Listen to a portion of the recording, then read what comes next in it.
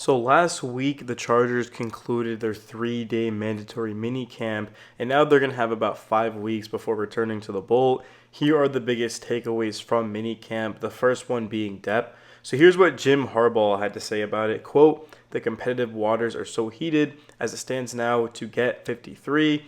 There would be so many really good players that would have to not be on the 53. It's in a really good place right now because so many have been added or trained themselves to be in ascending places." And quote, that's probably my favorite thing about the Chargers is just how much depth and versatility they have. Last season, a lot of unknown players stepped up, including some rookies, even undrafted rookies, like day three rookies that nobody really saw coming, and they were able to step in on the defense specifically and make plays. Of course, the biggest one probably being Cam Hart. I mean, he was a guy who just gave the Chargers stability. He was really sticky in coverage. Also, Elijah Molden was traded to the Chargers right before the season started, and he was so good that he ended up getting a 3-year extension. So I'm excited to see this defense continue to get better and better. There's a couple of other players that are going to have an opportunity to step up, like Benjamin St-Juste, Jazeer Taylor. There's potential. There's a wide open camp right now. Anyone's going to have a chance as long as they continue to get better and better. And that's the beauty of the Chargers. It doesn't matter who they're paying or if they have veterans versus rookies. They're going to have the best players on the field. They're going to take the best 53 that they possibly can. And even the players that don't make it, they're going to be on the practice squad. They're going to get a chance. We saw some guys who didn't make the roster last year get another chance this year. So it's pretty awesome to see. The next one is going to be the rookie tight ends, which is right on cue, talking about the young guys. 5th round pick, Oronde Gadsden. He's a guy that we're going to talk about a lot. We talked about him in my last video. We're talking about him now. He was the most productive tight end in Syracuse history. He comes to the Chargers. The question is he actually a tight end? I don't think it matters. You can have blocking tight ends. You can have possession catch tight ends. You can have deep threat tight ends, guys who can separate, who can shred zone coverage. Gadsden's essentially a receiver playing tight end, which is exactly what the Chargers need. They need guys that can go out there and catch the ball, and he continued to flash receiving chops throughout last week. He worked his way into time with the first team offense, where he and Herbert connected for some big plays. While he was drafted on day 3, Gadsden should quickly establish a role in the offense in year 1. We talked about this in my last video, saying that Rashawn Slater, despite not being extended, did show up to all 3 days of camp. And the reason he did is because it's Slater's job to play football. It's his agent's job, of course, to get him that extension. We all know he is going to get it. It's just a matter of when he is going to, not exactly why, right? Like, everyone knows that Rashawn Slater is one of the best, not only left tackles in football, but players in football. And he showed exactly why, of course, last season he was dominant, and then in camp he was also dominant. And the Chargers, they need to protect Herbert. That's why they drafted Joe all over Malik Neighbors, which at the time, Charger fans realized why they did it. But Malik Neighbors did break a rookie receiving record. But you got to protect your franchise quarterback. You got Slater, of course, you got Alt, and now, of course, you got Zion in the interior, Zion Johnson moving more from guard to center. You've got, as well, Mekhi Becton, who's coming over from the Philadelphia Eagles, former first-round pick. We're going to get into him in my next video a little bit more.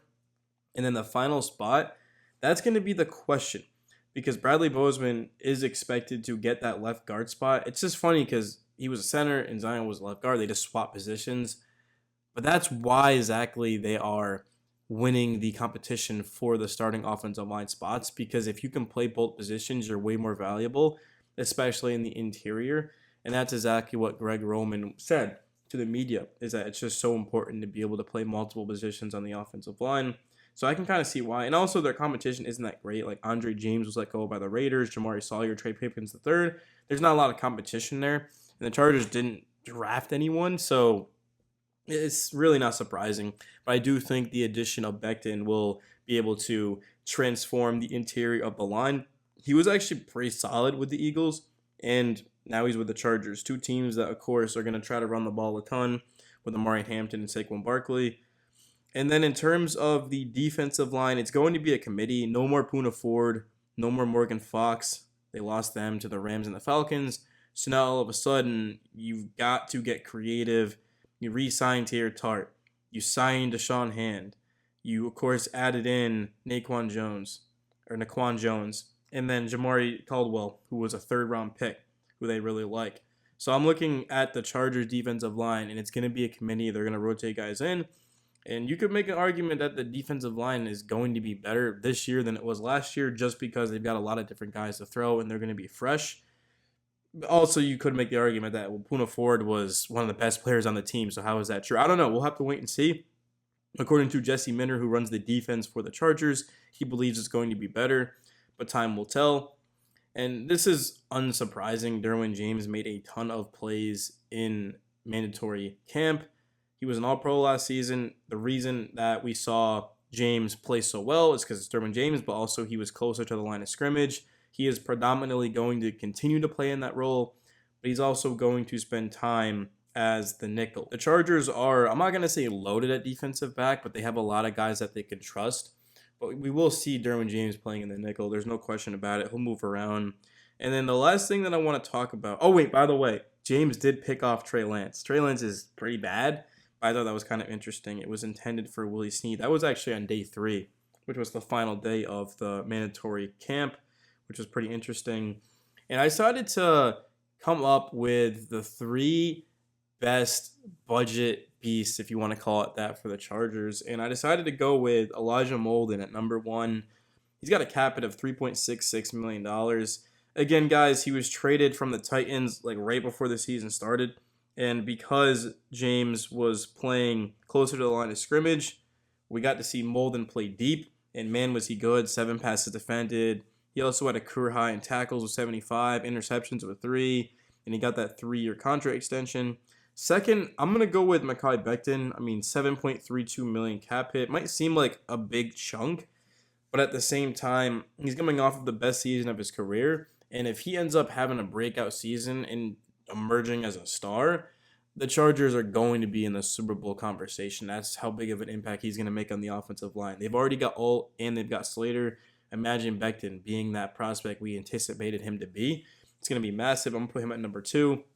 And then at number 3, I'm going to go with Najee Harris, $5.25 million cap hit. Najee, he's rushed over 1,000 yards every single season, so 4 straight seasons. No one else has done that. He doesn't really give you much as a receiving back, but in terms of just downfield powered running, he is going to be very, very good next to Moran Hampton. And this kind of reminds me of, I was going to say the Melvin Gordon era. I don't know if that's exactly accurate, but what about the Detroit Lions when they drafted Jahmyr Gibbs after they already had David Montgomery? I think that's what this is going to be. It's pretty much identical. If it's anything even close to that, what we saw out of the Lions last season running the ball, the Chargers would be ecstatic. Man, it's going to be a lot of fun.